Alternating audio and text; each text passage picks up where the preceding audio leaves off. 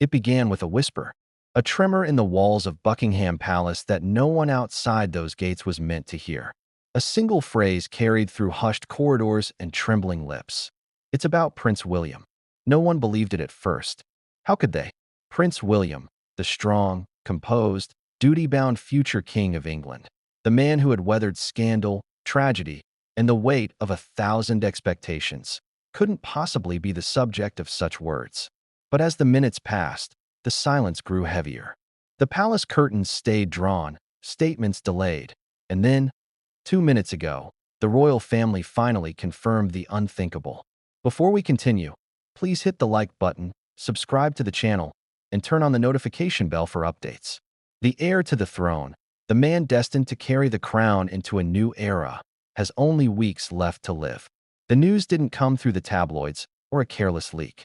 It came through an official statement, brief, trembling with restraint, and devastating in its simplicity. It spoke of serious health complications, intensive care, and limited time remaining. But beneath those measured royal words was a message that broke a nation's heart. The monarchy's future may be slipping away faster than anyone could imagine. Think about that for a moment. The man who has stood beside his father through every crisis, who rebuilt the royal image after years of chaos, who raised a new generation of heirs, is now fighting for his own life. How did we get here? How did the picture-perfect prince, the steady hand, the smiling father, the symbol of modern royalty, suddenly become the focus of a tragedy no one saw coming? That's what this story is about. Because behind the polished press releases and carefully chosen palace photographs lies a haunting truth. This isn't just a medical crisis. This is the unraveling of a legacy, one that began long before William was born and one that may now end with him. In the hours before the announcement, royal staff described a strange quiet settling over Kensington Palace. Security details doubled, schedules cleared. The usual bustle of aides, assistants, and protocol officers slowed to a crawl. Kate Middleton, the Princess of Wales, was seen leaving the residence, her face pale, her car surrounded by aides who refused to answer a single question. The atmosphere was suffocating, like the calm before a storm no one could stop. And when the statement finally hit the press, the world stood still. People who had spent their entire lives watching William grow from a shy boy walking behind his mother's coffin to a confident leader in uniform, a husband, a father, suddenly felt that same grief return, sharper, older, heavier. It wasn't just about losing a prince. It was about losing the one person many believed could finally bring stability to a fractured monarchy.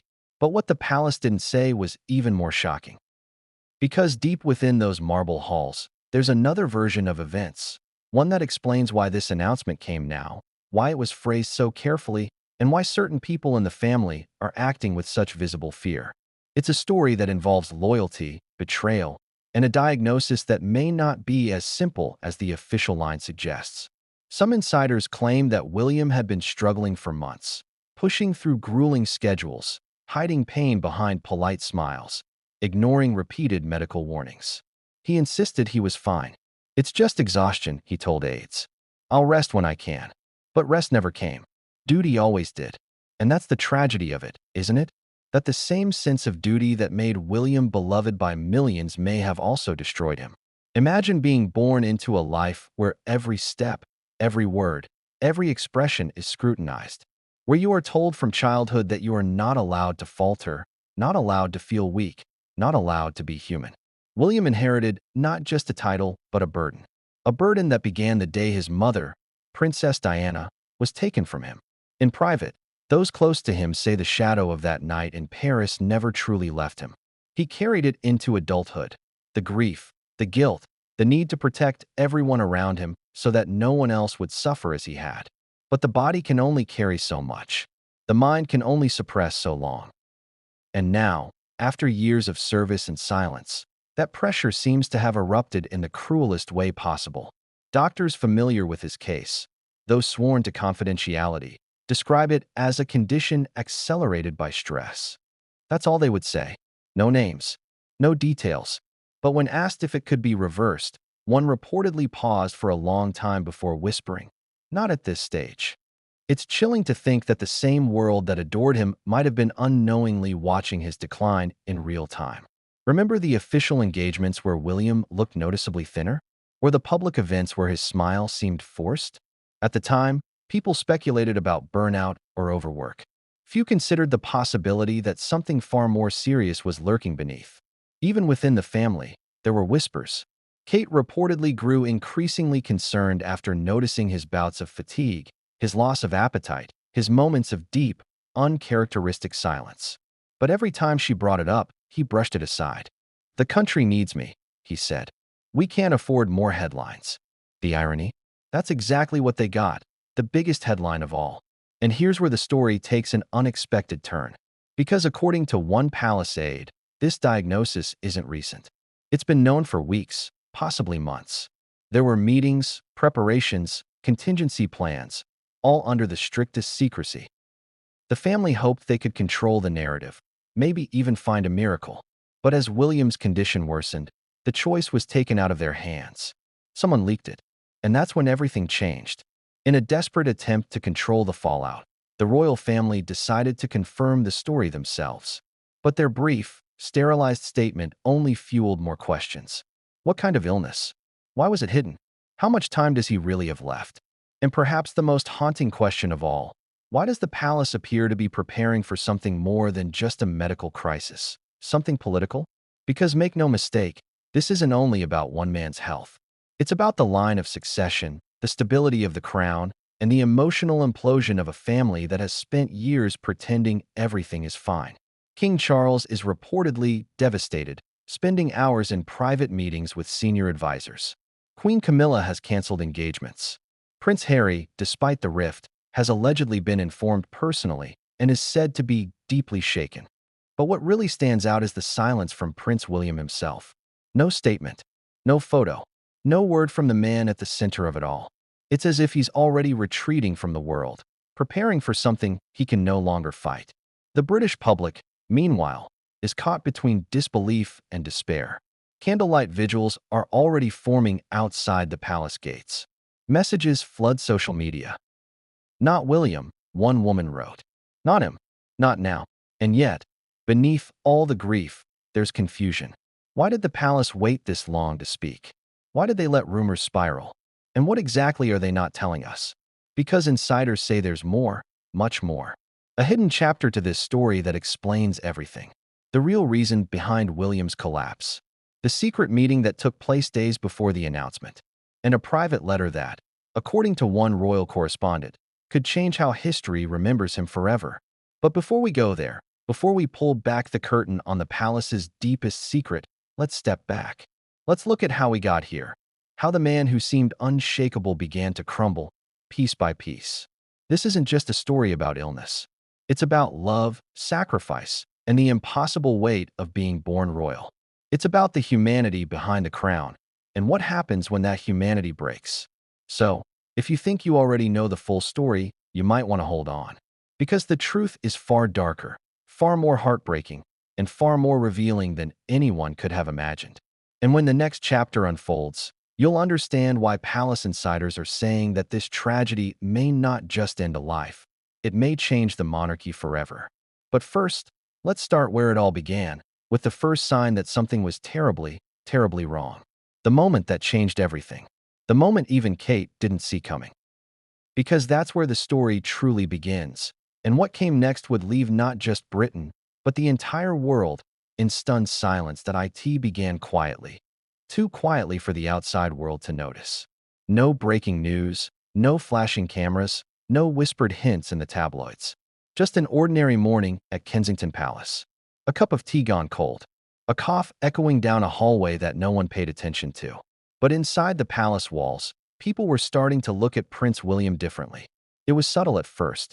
He had always been fit, disciplined, the kind of man who jogged before dawn and attended meetings with military precision. But lately, there was something different in his step. He seemed slower, paler, distracted. He'd pause mid-sentence, as if searching for a word that refused to come. Staff said he brushed it off. Long days, nothing more, he would insist with a polite smile. But behind that smile, something was shifting. One aide later described the atmosphere as the calm before an unspoken storm. The air felt heavy, charged, as if the palace itself knew something was coming. It was during a charity event in Manchester when the first real signs appeared. Cameras captured him placing a reassuring hand on a young boy's shoulder, his trademark warmth still there, but his face looked drawn, almost hollow.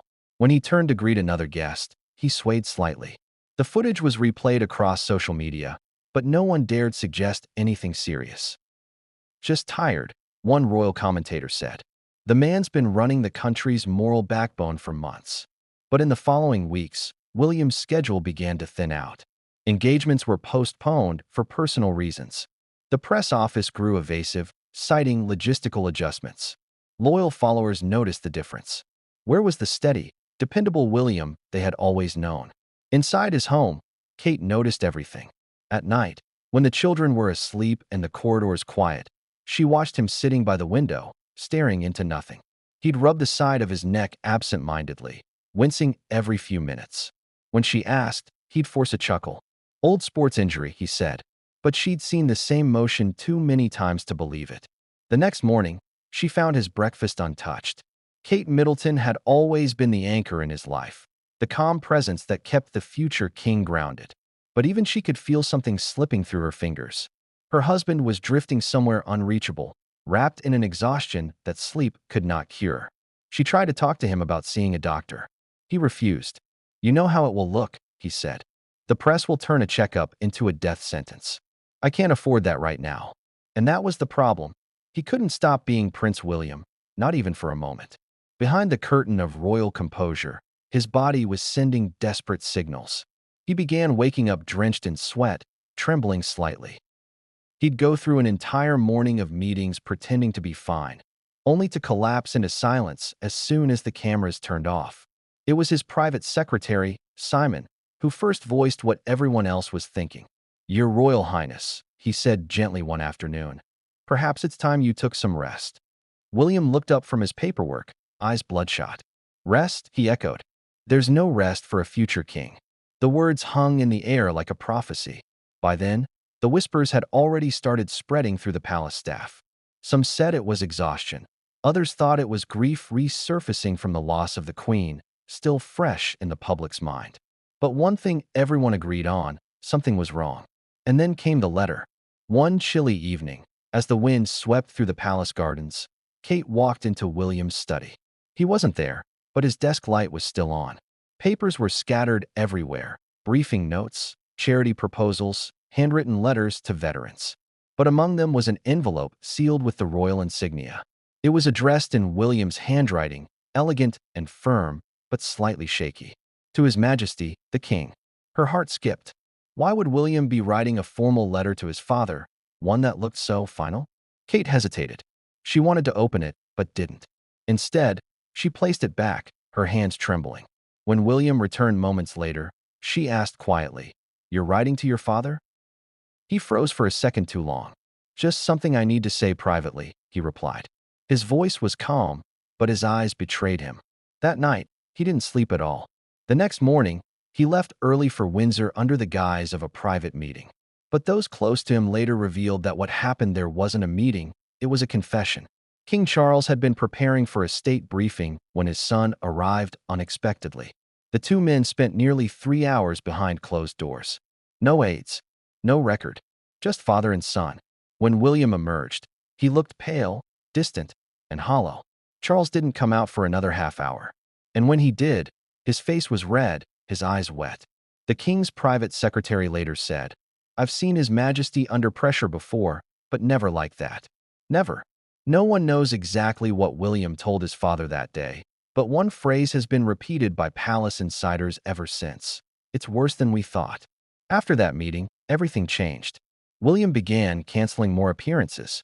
He stopped attending royal briefings altogether. When questioned, the palace attributed it to temporary medical advice. But privately, an emergency medical team had been flown in from St. Mary's Hospital under utmost secrecy. They were instructed to enter through a side gate, avoid all press, and report directly to a locked wing of Kensington Palace. And that's when Kate's world began to crumble. She was there the night the doctor delivered the words that would echo in her mind forever. "It's progressive," he said softly. "We've done all the scans. There's no reversing it." Her breath caught. "How long?" He hesitated. "Weeks, maybe a month." "I'm so sorry." She remembered looking at William, sitting silently beside her, his expression unreadable. He didn't cry. He didn't shout. He just nodded, as if confirming something he already knew. He turned to her and whispered, "Don't let them see me fall apart." That was the moment she realized he had known for much longer than she had. In the days that followed, palace insiders say Kate became a ghost of herself. She smiled for the cameras, attended charity functions, and played with the children in public parks. But at night, she locked herself in her room and sobbed until dawn. Meanwhile, William continued working, almost obsessively. He gave speeches, made video calls, and attended briefings even as his health deteriorated. He told his aides he wanted normalcy, but those who saw him up close said his hands trembled when he signed documents. His voice cracked when reading statements. His eyes, once bright and determined, had dulled into quiet resignation. And still, the world had no idea. Until one fateful evening when a member of the palace medical team made a single mistake. A private message meant for another staffer was accidentally sent to a journalist's inbox. One line stood out in bold. "The prince's condition has worsened. Prepare the family." Within hours, the palace was in chaos. Phones rang nonstop. Senior advisors scrambled to contain the fallout. The royal press office issued immediate denials, calling it false and insensitive speculation. But by then, the truth had already begun leaking through the cracks.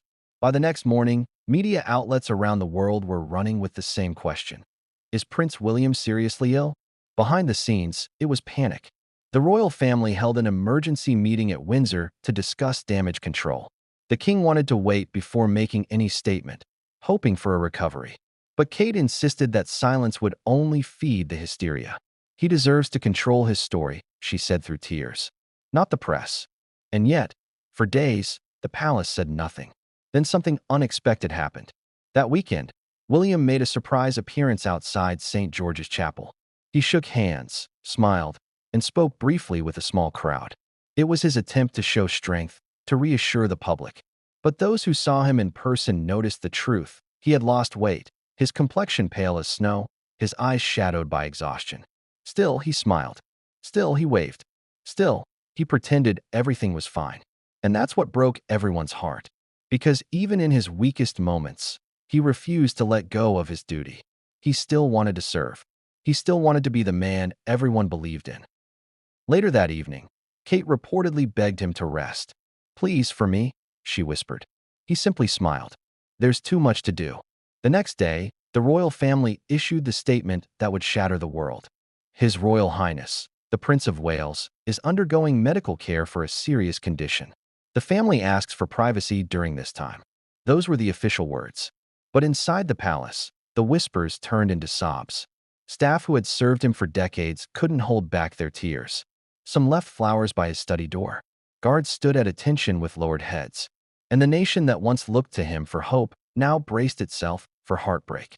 But the most haunting detail of all came from one of William's closest aides, who said he found something in the prince's study the night before the announcement. A single page, handwritten and signed simply W. It read, "If I can't continue the work, make sure the work continues." That's all that matters. A message of duty until the very end.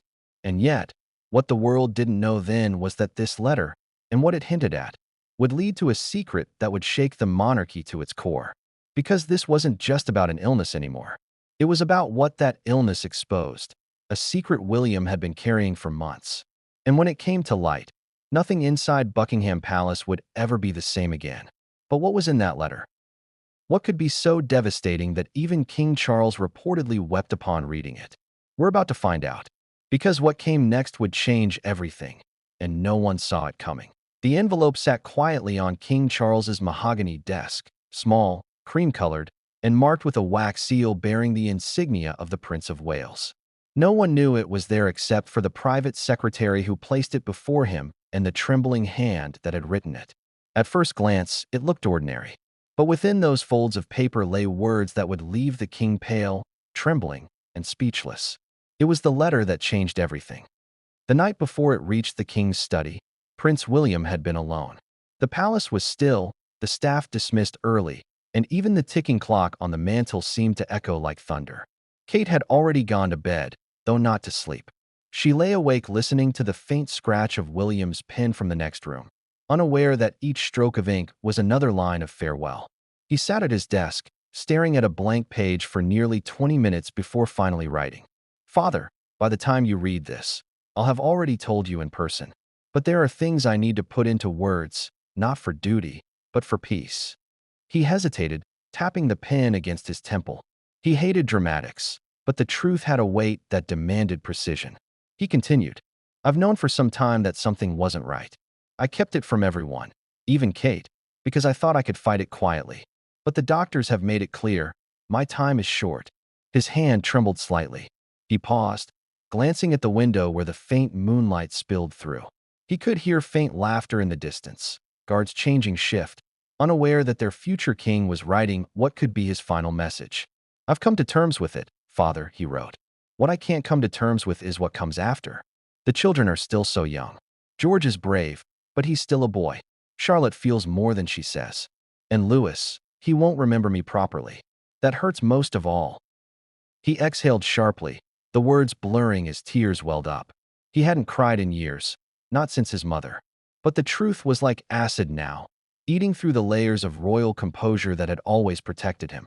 "I know you'll want to protect them," he continued. "But you can't protect them from what comes next. The monarchy isn't ready. And there are things I've learned, things you deserve to know before it's too late." That last line hung in the air. He stared at it, then underlined it twice. That was the moment the letter changed from a farewell into something else, a confession.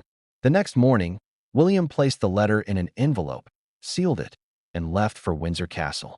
The drive was long and silent. He kept the windows slightly open, letting the cold air sting his face, as though trying to stay grounded in reality. His driver asked if he'd like to hear music. He shook his head. When he arrived, King Charles was in the middle of reviewing parliamentary correspondence. The two men hadn't spoken at length in weeks, not since William began avoiding public duties. Their relationship had always been complicated, love buried under layers of formality, affection hidden beneath centuries of royal expectation. When Charles looked up and saw his son standing there, pale, rigid, his lips pressed into a line, he knew this wasn't a casual visit. "William," he asked softly, "is everything all right?" William nodded, though his eyes said otherwise. "We need to talk." They dismissed the aides and guards. The heavy doors closed behind them, leaving father and son alone. No one knows precisely what was said in that 3-hour meeting. The palace has never spoken of it, and both men swore the other to secrecy. But one source close to the king described hearing muffled voices, then silence, then what sounded like a single, stifled sob. When the doors finally opened, William stepped out first. His face was expressionless, but his eyes were red.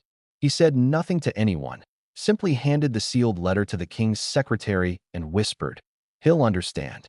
He left the castle without a word. Inside the study, Charles stared at the envelope for several minutes before breaking the seal. As he read the first few lines, his hand tightened around the paper. By the time he reached the end, his knuckles had gone white. He set the letter down, leaned back in his chair, and closed his eyes. A witness later said the king remained like that for nearly 10 minutes, silent, pale, and still.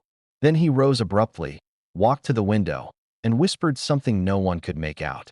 Whatever William had written, it wasn't just about illness. It was about something deeper, something dangerous. Hours later, a courier was dispatched from Windsor to Kensington under private orders. Inside the envelope was a short note from the king. "Come to me again tomorrow. There is more we must discuss. Destroy this after reading." But that meeting never happened. By the next morning, the press had caught wind of William's sudden visit to the king. Photos surfaced of him leaving Windsor looking frail, prompting online speculation. "Is the Prince of Wales ill?" headlines read. Concerns grow for William after private meeting with the king. The palace panicked. But rather than deny the rumors outright, they opted for silence, a silence that screamed louder than any denial could. That night, Kate found her husband sitting alone by the fire. He was holding a small velvet box. She approached quietly. "What's that?" He smiled faintly. "Something I've been meaning to give George when the time comes." Inside the box was a simple gold signet ring, engraved with the words Fide et Honore, faith and honor, the family motto of the House of Windsor. Kate knelt beside him, tears welling in her eyes. "Don't talk like that," she whispered, but William didn't answer. He just stared into the flames. The next day, King Charles made several private calls to senior royal advisors. A plan was being drawn up, not a public statement, but a transition document outlining the protocol in the event that the Prince of Wales became incapacitated. Only 3 people were aware of its existence. And then, one night later, something unexpected happened. A palace courier, the same man who had delivered William's letter to the king, disappeared for nearly 4 hours. When questioned, he claimed to have been delayed in traffic. But later, it was discovered that someone had accessed the secure communications room during that exact window. 2 copies of the letter, meant to remain under royal seal, were missing. Within 48 hours, snippets of it began appearing in encrypted emails sent anonymously to journalists across London. The first leaked line read, "I cannot let this secret die with me." The media erupted. What secret? What was William referring to? Some speculated it was a political scandal. Others suggested a long-buried family truth. Theories multiplied, ranging from health cover-ups to international affairs. But one phrase, repeated by an unnamed royal insider, ignited a storm. The truth could change everything we thought we knew about the monarchy. For King Charles, the situation was catastrophic. He summoned his communications director at dawn, slamming the newspaper headlines onto his desk. "This must stop," he said, voice shaking. "No one sees that letter. No one." But it was already too late. The story had escaped their control. Meanwhile, at Kensington, William remained eerily calm. He watched the chaos unfold from his study, sipping tea, his eyes distant. Kate was frantic, calling his aides, pleading with palace staff to issue a statement. "You have to deny it," she begged him. He shook his head. "Let them speculate. Maybe it's time the truth lives on its own." That was the first sign that William was preparing for something final, something irreversible. In the days that followed, more fragments of the letter were leaked, each one more haunting than the last. "The crown has always come with secrets, father. But this one could destroy it. Promise me, when the time comes, you'll protect them, not the image, not the institution, the children." And the most cryptic line of all, "I know who caused this, but if I speak, it will end us all." That single sentence sent the press into frenzy. Caused this? Was William suggesting foul play? A betrayal within the palace? Or was it the paranoia of a dying man under immense stress? No one knew, but the damage was done. The palace scrambled to plug the leaks, threatening legal action against publications. Yet, in their desperation to suppress the truth, they only fueled more curiosity. For the first time in decades, the royal family wasn't controlling the narrative, they were chasing it. Behind closed doors, King Charles and William met one last time. Their conversation, according to an aide who stood outside the door, grew heated. Raised voices, pacing footsteps, and finally, silence. When the door opened, the king looked shaken. William's parting words were barely audible, but the aide swore he heard them. "If you won't tell them, I will." After that, father and son didn't see each other again for weeks. By then, the press had given the letter a name. The Windsor Confession. Speculation turned into obsession. What could possibly be so dangerous that the future king himself had chosen to reveal it in his final days? Was it political corruption? A personal betrayal? Or something even darker? A hidden truth about the royal bloodline itself? Kate, meanwhile, was caught in the middle, desperate to protect her husband's dignity while terrified of what might surface next. In one emotional exchange, overheard by a staff member, she pleaded with him, "Please, Will, don't let this destroy you before the illness does." He turned to her, his voice soft but resolute. "It's not destroying me, Kate. It's freeing me." And that was the last time anyone in the palace heard him speak about the letter again. But just when the storm seemed to reach its peak, another revelation sent shockwaves through the monarchy, one that connected the letter to something far more personal. Because when doctors re-examined William's test results at the king's request, they found traces of a rare substance in his bloodstream, one that should never have been there in the first place. Suddenly, the line in the letter, I know who caused this. Didn't sound so metaphorical anymore. And as the palace tried to contain the scandal, another letter surfaced, one addressed not to the king, but to Harry. It was shorter, sharper, angrier. Brother, I forgive you, but you need to come home before it's too late. The question now wasn't just what was in the letter. It was who was being warned and why. Because the truth behind the Windsor Confession wasn't just about a dying prince. It was about the forces within the crown that might have wanted him gone. And what came next would turn grief into outrage, and suspicion into a storm the monarchy might not survive. But before the truth could surface, something happened that no one, not even the king himself, was prepared for. Because the letter wasn't the last secret William left behind. There was one more, hidden in plain sight. And it would change everything again. The palace was silent the night Kate Middleton's world came crashing down. No cameras, no reporters, no flashing lights. Just the sound of her own heartbeat pounding against the marble floors of Kensington Palace. It was supposed to be another quiet evening. The children were asleep, their laughter still echoing faintly down the corridors. The fire in the sitting room flickered low, throwing shadows across the walls. But in the stillness of that night, Kate could feel something closing in, a truth she had been trying to ignore for weeks. For days, William had been distant. Not cold, but hollow.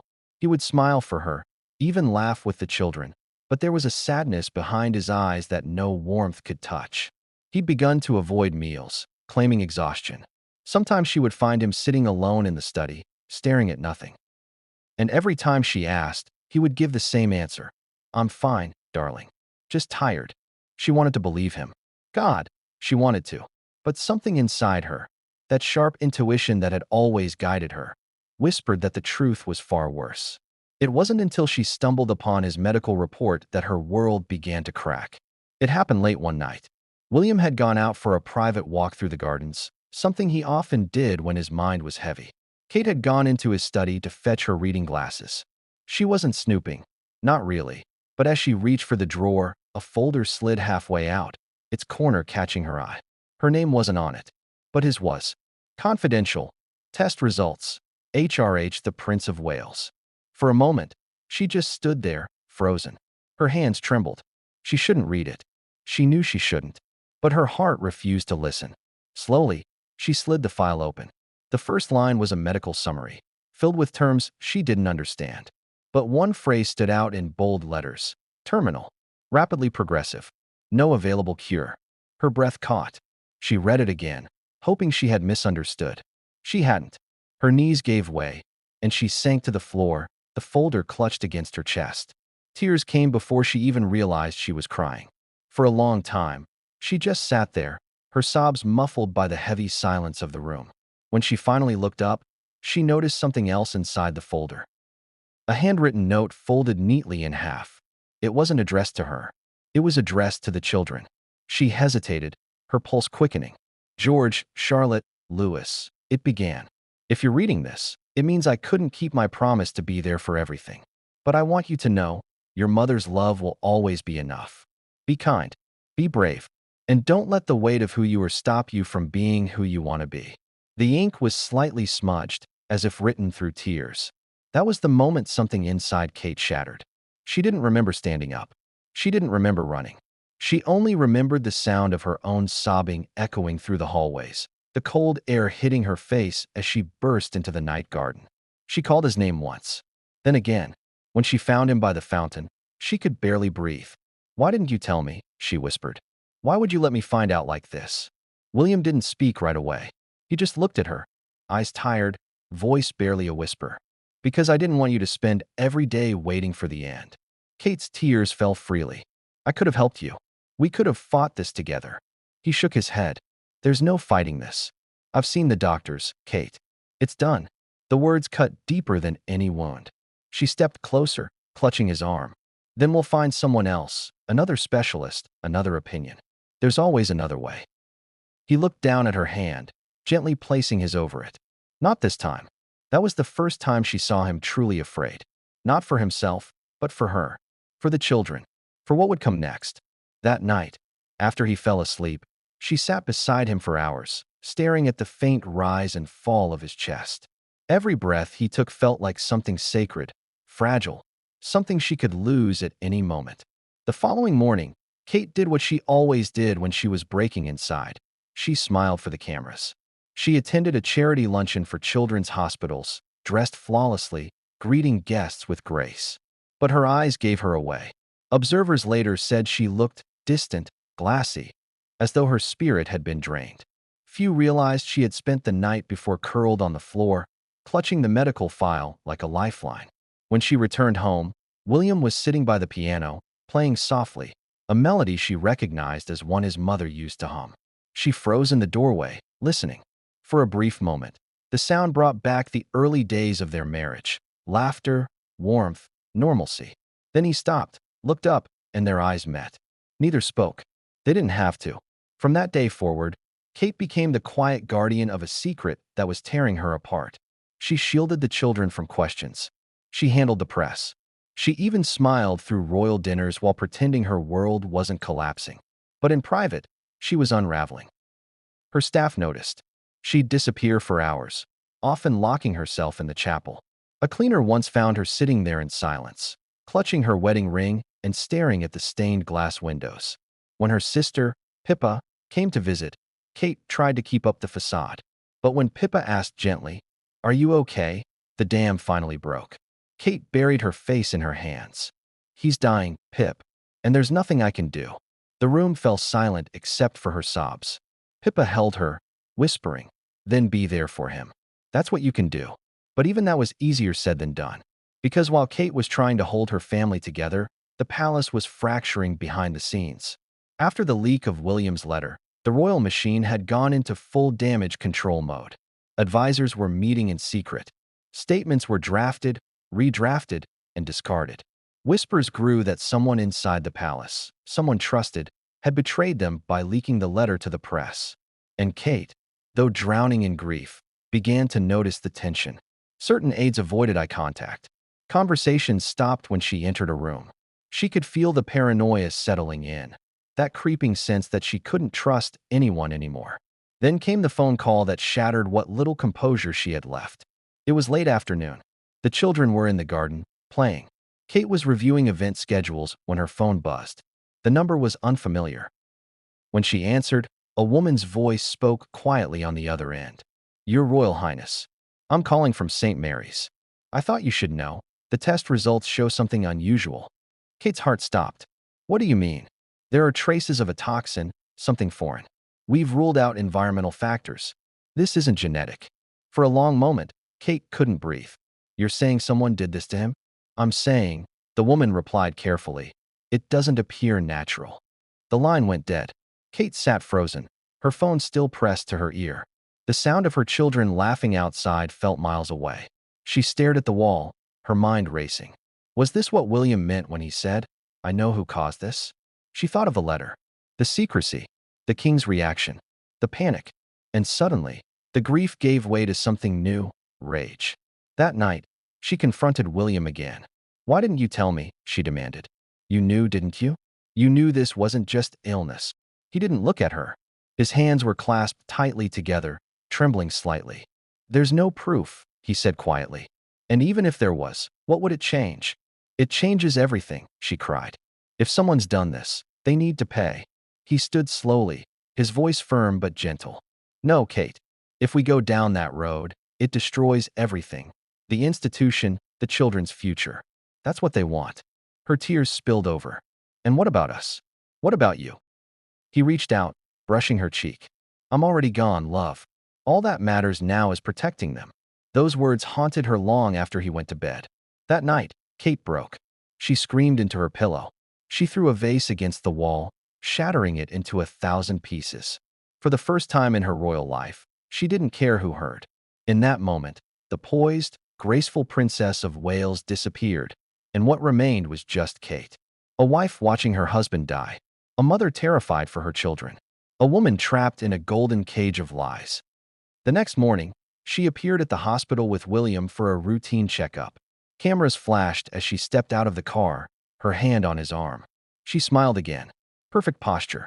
Perfect grace. But her eyes were red. Reporters described her expression as brave. But the truth was simpler. She was broken. Behind the cameras, as doctors ushered William inside, Kate lingered for a moment by the car, gripping the door handle until her knuckles turned white. One reporter swore he heard her whisper under her breath, "Please, not yet."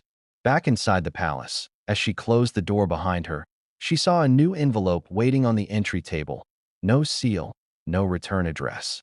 Just her name. She opened it slowly. Inside was a single typed line. "Be careful who you trust." No signature. No explanation. Just a warning. Kate's hands shook. She looked around the empty hallway, heart racing. Was this some cruel prank? A threat? Or another layer of the secret William had been protecting? Whatever it was, one thing was certain. She was now part of something far bigger, far darker than she had ever imagined. And for the first time, she wasn't just mourning her husband. She was afraid for her life. But what she didn't know yet was that the warning was real. And the person who sent it was closer than she could ever have guessed. Because someone inside the palace was watching her, waiting. And soon, they would make their next move. What came next would push Kate to the edge and expose the one truth that could destroy the monarchy from within. It was just past midnight when the phone rang. Princess Catherine jolted awake, her pulse hammering. The palace was quiet, shrouded in darkness, the kind of silence that feels deliberate, as though the walls themselves were holding their breath. She reached for the phone, half expecting it to be another aide, another update, another empty reassurance. But when she pressed it to her ear, the voice that came through wasn't calm or professional. It was trembling. "Your Grace," the man whispered. "It's about His Highness. There's something you need to know." Dr. Halden was the royal physician, meticulous, loyal, the kind of man who had served the crown for 20 years without once crossing a line. But that night, his voice cracked like a man about to break.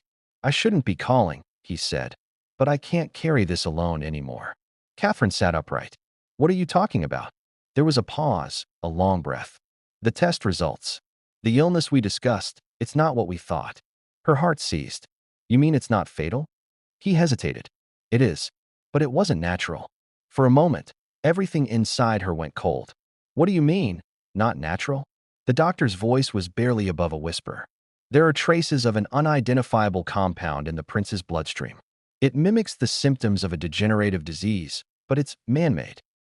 Catherine felt the room tilt. She gripped the edge of the bed, the sheets twisting in her fist. "You're saying someone did this to him?" "I'm saying someone wanted it to look like nature did." The line went quiet. She didn't remember hanging up. She didn't remember slipping on her robe or walking barefoot across the cold marble floors. All she remembered was the sound of her heartbeat echoing down the hallway as she made her way to Alaric's study. He was there, as always, sitting at his desk, the glow from the lamp catching the edge of his face. His hand trembled slightly as he signed another paper. He looked up when she entered. "You should be sleeping." She ignored the words. "You knew," she said quietly. His pen froze midair. "What do you mean? Don't lie to me, Alaric. You knew." "The doctor just called." He closed his eyes, exhaling slowly. "I told him not to." Her voice broke. "You knew someone was poisoning you?" "I suspected," he said softly. She staggered back a step.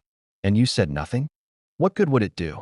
The moment we accuse someone without proof, the court erupts. The council fractures. My father loses what little strength he has left." Her hands trembled as she gripped the edge of the desk.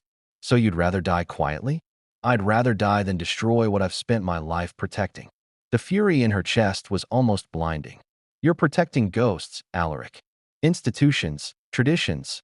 None of it matters if you're gone." His voice rose, sharp and sudden. "It matters to them. To this country." The echo of his anger hung in the room for a moment before fading into silence. He looked at her, and for a flicker of a second, the prince disappeared, leaving only the man, tired, pale, breaking. "I'm already dying," he said softly. "What's left is how I go." That night, she didn't sleep. She couldn't. The thought of someone in the palace, someone close, deliberately harming him was unbearable. The corridors that once felt safe now seemed sinister. Every footstep, every whisper, every servant's glance, all of it felt wrong. By dawn, she made her decision.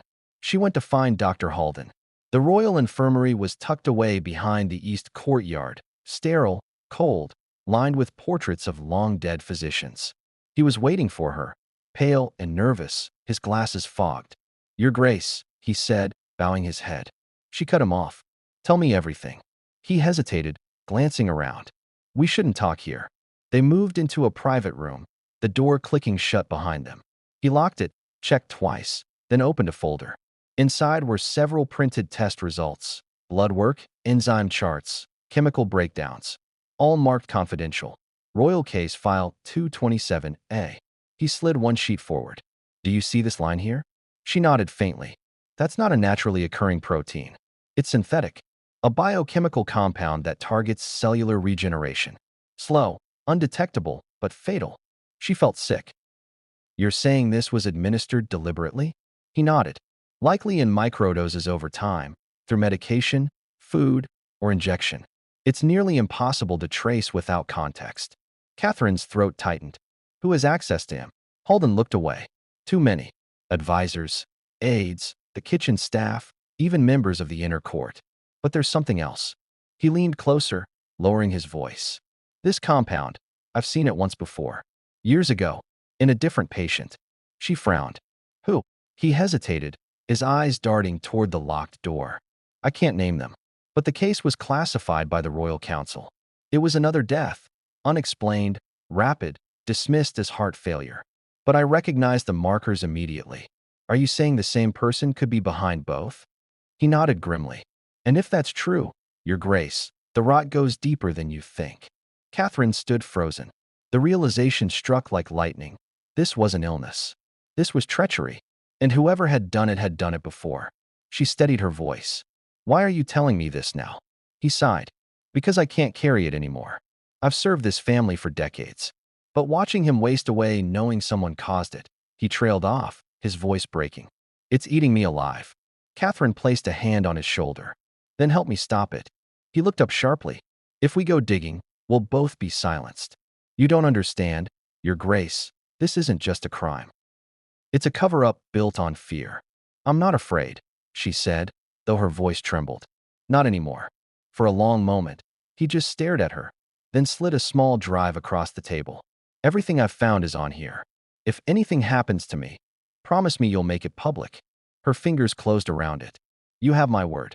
She left the infirmary before sunrise, the sky just beginning to pale.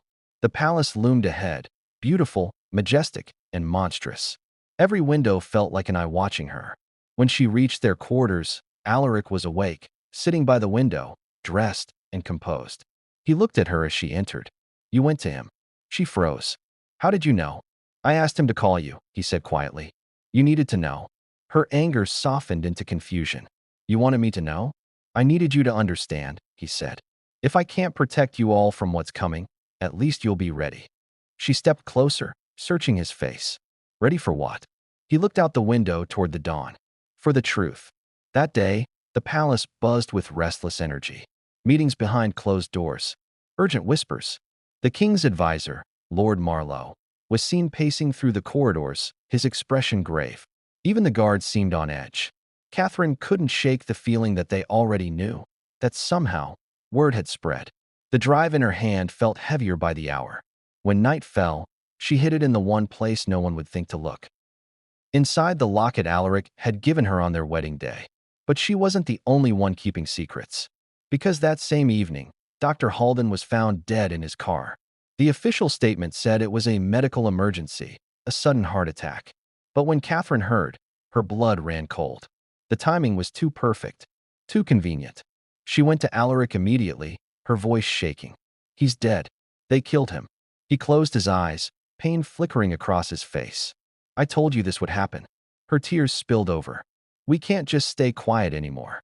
He stood, his voice low but commanding. If we act now, we lose everything. Our family, our people, the throne. They'll bury us before the truth ever sees light. Then what do we do? She whispered. He turned away. We wait, and we make sure the next move is ours. She stared at him, realizing for the first time how far ahead he was thinking. He wasn't just surviving. He was planning. Quietly, methodically, like a man who knew his time was limited and every step had to count. That night, as she lay beside him, her eyes open in the dark, she heard him whisper softly, not to her, but to himself. I won't let them win.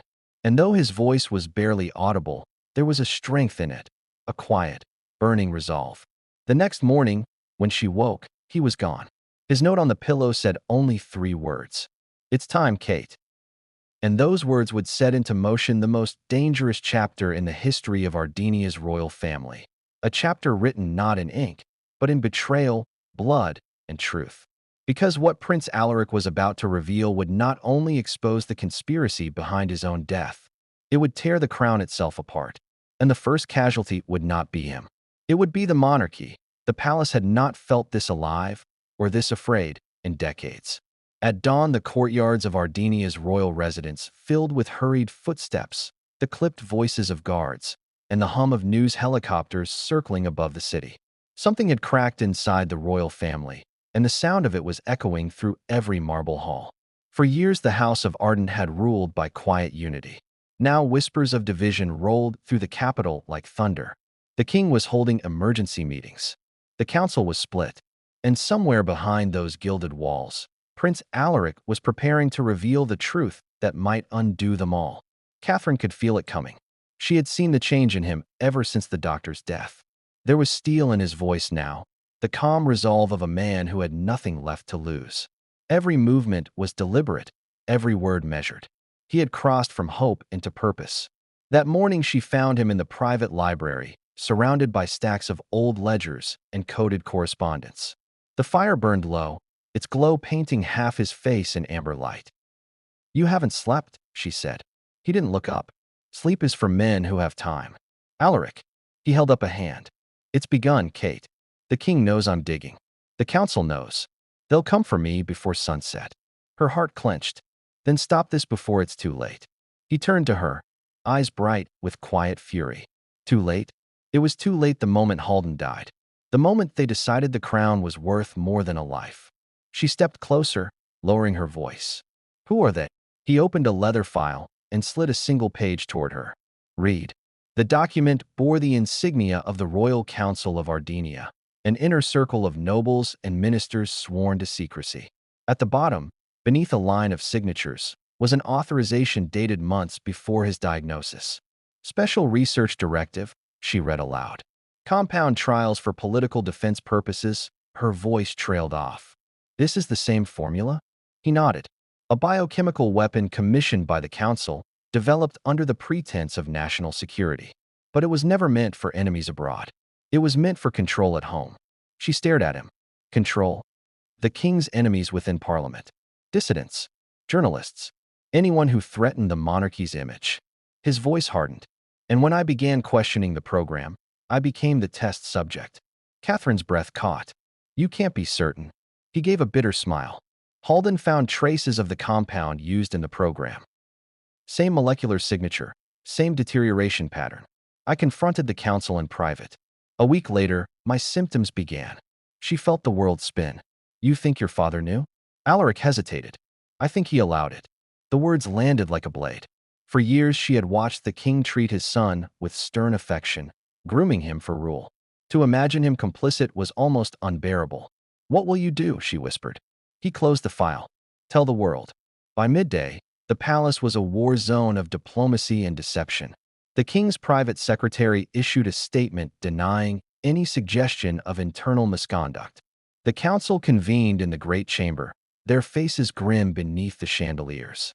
Outside the gates, crowds gathered, supporters waving flags, protesters chanting Alaric's name. Catherine stood at the window watching the sea of people. "They're turning him into a symbol," she murmured.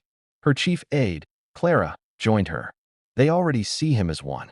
A prince dying for truth. It's a story no kingdom can ignore." Catherine's voice was barely a whisper.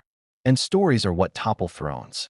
In the council hall, Alaric faced 12 men and women who had shaped Ardenia's destiny for half a century. The king sat at the head of the table, his expression carved from stone. "You've gone too far, my son," the king said softly. "There are matters of state you cannot begin to understand." Alaric met his gaze. "Then explain them." "Explain why the nation's scientists were ordered to create a weapon under the guise of medicine. Explain why my blood matches their formula." "Baseless conjecture," snapped Lord Marlowe, the senior advisor. "No proof, only paranoia." Alaric slid a folder across the table. "Proof enough. The room fell silent as the counselors flipped through photographs, lab reports, encrypted memos. One by one, their faces drained of color. The king's hand trembled slightly as he turned the final page. "Where did you get this?" "From the man you buried with honors," Alaric replied. Dr. Halden kept records of every test he was ordered to perform. Marlowe rose to his feet. "Your Highness, this is treason." "No," Alaric said, standing too. "This is truth. And you can call it treason if it helps you sleep." The king's voice cracked through the air. "Enough!" The echo lingered. For a long moment, no one moved. Then the king lowered his head. "Leave us." The council filed out in silence, their whispers trailing like ghosts. Father and son stood alone. "Do you hate me for this?" the king asked quietly. "I hate what you became to keep the crown," Alaric said. "You once told me a king's duty is to serve his people. You forgot that somewhere along the way." The king's shoulders sagged. "And you think exposing us will save them?" "It might destroy us," Alaric admitted. "But maybe that's the only way to start again." He turned to leave, but his father's voice stopped him. "If you walk out that door, the monarchy falls." Alaric didn't look back. "Then let it fall." Catherine was waiting in the corridor when he emerged. His face was pale but resolute. "It's done," he said. "They know everything." She searched his eyes. "And the king? He'll try to contain it. But by tomorrow, the world will know." That night, Alaric recorded a statement from his private quarters. No aides, no editors, just a camera, a single light, and the truth. "To the people of Ardinia," he began, voice steady but soft. "I was raised to believe that honor and loyalty were the pillars of our crown. But loyalty without truth is corruption, and honor without courage is hollow. The illness I bear is not of nature's making. It is the product of secrecy and ambition. I will not name my enemies, for they already know who they are. I speak instead to you, the citizens who deserve to know what is done in your name." He paused, breathing deeply. "If I do not survive to see justice, remember this. The monarchy belongs to its people, not the other way around. Whatever happens to me, do not let fear silence you." He ended the recording, sealed it in an encrypted file, and handed the drive to Catherine. "If anything happens before it airs, you know what to do." She nodded, her throat tight. "I'll make sure they hear you." Hours later, an anonymous transmission broadcast the video across every major network in Ardinia. Within minutes, the kingdom erupted. Crowds filled the squares. Some wept openly. Others shouted for revolution. Soldiers were deployed to maintain order, though half were rumored to sympathize with the prince. In the palace, chaos reigned. The king's advisors demanded immediate damage control, but nothing could stop the tidal wave of outrage. The people weren't just mourning a dying heir, they were awakening. When Catherine entered the throne room, the king was alone, staring at the flickering images on the television screen, his son's face, pale but defiant. "He's destroyed us," the king whispered. "No," she said quietly. "He's freed them." The king turned toward her, eyes weary. "You think they'll thank him? They'll tear this country apart." "Maybe it needs to be torn apart," she said. "Maybe it's the only way to rebuild it right." He looked at her for a long moment, then said softly, "You always did have his courage." Outside, the sound of chanting rose, thousands of voices calling Alaric's name. The palace windows trembled with it. That night, Alaric watched from the balcony, wrapped in a shawl, his breath thin in the cold. Catherine stood beside him, her hand in his. "Do you regret it?" she asked. He shook his head.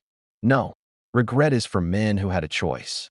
Below, the crowd held candles, their light flickering like stars. For the first time in centuries, the people of Ardinia were not bowing. They were watching. He turned to her, smiling faintly. "Do you hear that?" "The chants?" she asked. "No," he whispered. The silence between them. "That's the sound of change." Moments later, a messenger rushed onto the balcony, breathless. "Your Highness, the council has convened without the king. They're drafting abdication papers." Catherine froze. "They're forcing him to step down?" "Not just him," the messenger said.